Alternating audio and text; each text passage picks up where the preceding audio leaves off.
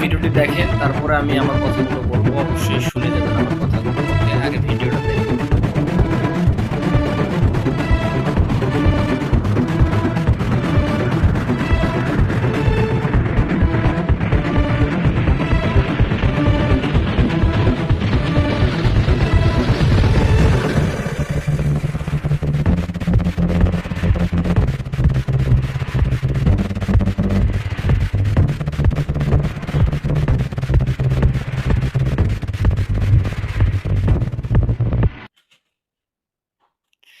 আচ্ছা, আমার প্রশ্ন হচ্ছে ভাই, আপনার দলের নাম হচ্ছে ইসলামিক দল।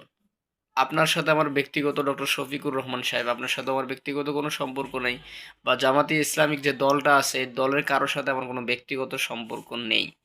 কিন্তু তারপরও কিছু কিছু বিষয় মানে চোখে লাগলে আসলে খুব কষ্ট লাগে। দেখেন, আপনি দলের নাম দিয়েছেন ইসলামিক দল, অর্থাৎ আপনার জামাতে ইসলাম মানে ইসলাম কায়েম করবেন আপনারা, তাই না? শরিয়া কায়েম করবেন, দিন কায়েম করবেন।